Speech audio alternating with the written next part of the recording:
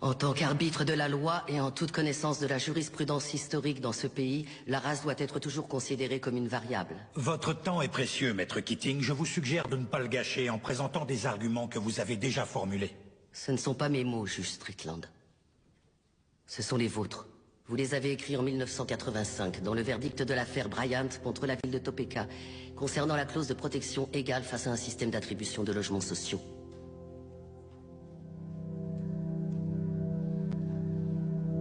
Le racisme fait partie de l'ADN des États-Unis d'Amérique.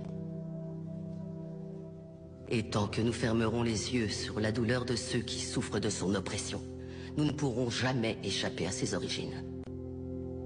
Le seul garde-fou dont peuvent bénéficier les personnes de couleur, c'est le droit de se défendre, et nous ne leur accordons même pas. Ce qui veut dire que la promesse de l'égalité des droits n'a jamais été remplie. En raison de l'échec de notre système judiciaire et de notre défense publique en particulier, l'époque de la ségrégation n'est toujours pas derrière nous. L'époque où les lois ont rendu illégal que les Noirs et les Blancs soient enterrés dans le même cimetière. Où on catégorisait les gens en carterons ou en octavons. Où on punissait un Noir parce qu'il avait demandé des soins médicaux dans un hôpital pour Blancs. Certains prétendent que l'esclavage est révolu.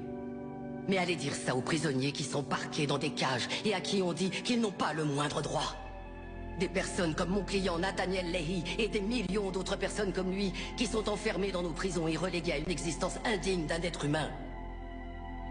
Il n'y a aucune alternative à la justice dans cette affaire. Il n'y a pas d'autre option.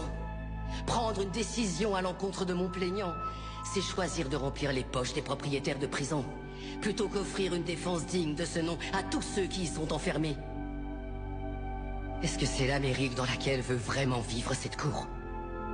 Un pays où l'argent a plus d'importance que l'humanité? Où la criminalité est confondue avec les troubles mentaux?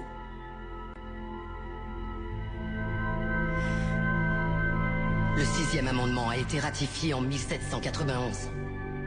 C'était maintenant il y a 226 ans. Je pense qu'il est donc temps de réellement garantir ces droits à tous nos citoyens.